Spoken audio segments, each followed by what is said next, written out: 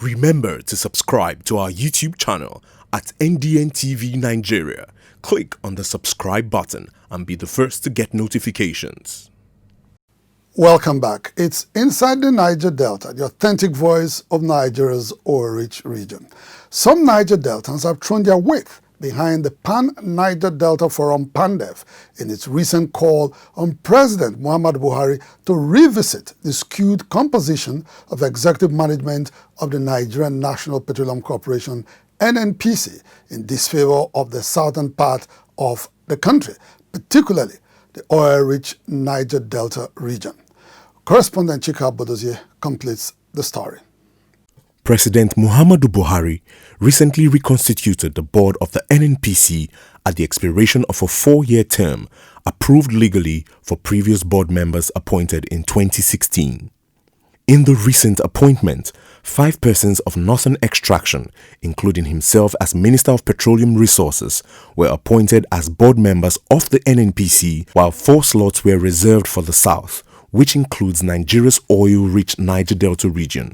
However, before these new board appointments, the Pan-Niger Delta Forum, PANDEF, had in an open letter it wrote to the President Muhammadu Buhari rejected what it referred to as the continued injustice against the Niger Delta people in the lopsided appointments in the Nnpc and its subsidiaries and departments.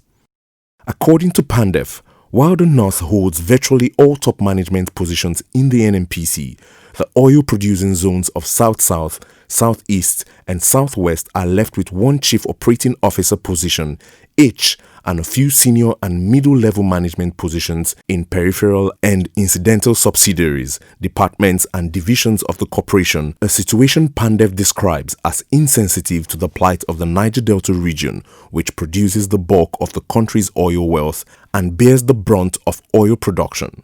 We are educated people. We have competent people in the South. Anybody to say that we have no competent people, we have no people who are qualified, and those who are qualified are all from the North, is irresponsible of anybody to say so. So we are kicking out of 23 jobs, topmost job, from the group managing director to the general manager. They are all occupied. So we're by the Northerners. We are not there. Look at the entire list of appointed people. And it is not as if that they went for exams.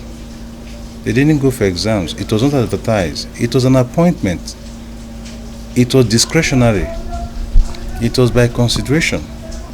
Look at the soot. Look at the pollution in this area. People that they have appointed, their communities don't even experience it at all. Look at what is happening in Bonny. People are dying massively. Even the aquatic life too, all those things, it does not affect them. They make money, they take everything away from here. Our people should also have positions there. That corporation wouldn't have been there without the oil from the Niger Delta. So why do you kick us out and begin to manage the proceeds from our region without our people being there? So it is unacceptable. PANDEF had in a press statement observed that it is significant to recall that the position of GMD of the Nnpc was traditionally and rightfully reserved for persons from the South-South geopolitical zone, which produces about 95% of the nation's crude oil extraction. It won't be out of place, therefore, to ask for the restoration of that tradition. Is this list fair enough? Will this list still maintain the friendship and the unity in this country? This list, is it fair to all concerned, all stakeholders? This list, does it not feel that it will further divide us? If we love this country, we should be sensitive to our diversity. We should consciously even integrate people that have not been participating. Consciously, it is not as if it is out of merit. Well, consciously, for the fact that we want this Nigeria not to be divided, we want one indivisible entity called Nigeria. Although the recent constitution of the Nnpc board reduces its northern membership from 6 to 5, it is viewed as a partial response to public outcry against geopolitical and ethnic infractions. Foremost human rights lawyer Femi Falana describes it as a breach of the Federal Character Commission Act and the 1999 Constitution, which in Section 14, subsection 3, provides that there shall be no predominance of persons from a few states or from an ethnic or sectional groups in the composition of the government and its agencies. In line with the principles of equity and fairness, the government of President Muhammadu Buhari has been called upon to further revisit his appointments into the top management of the Nnpc. The source of livelihood of the nation lies on the south, and the negative impact of the oil we are talking about, because the Nnpc is basically on the issue of how to control the management of the oil wells.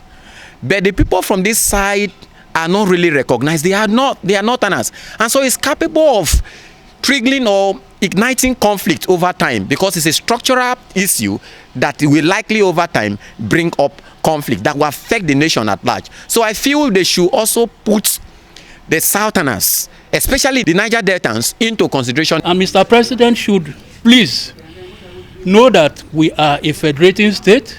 There is what we call federal character, and we should apply justice in whatever we do, so that we will not have crisis, we have more of peace in the country, and then go on as one country.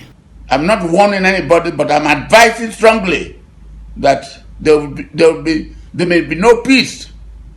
You cannot treat some people with all their resources surrounding them. They have no water. They sit on water.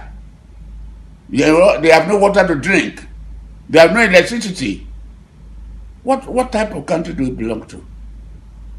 And I'll continue to speak my mind on issues affecting Nigeria and Niger Delta in particular until God calls me home. After being sidelined in the award of licenses to operate oil blocks and marginal oil fields over the years, agitated Niger Deltans feared that the exclusion from the policy-making cadre of the Nnpc, which regulates activities in the oil and gas industry, is a further push to greater depths of socio-economic irrelevance in the country. Inside the Niger Delta,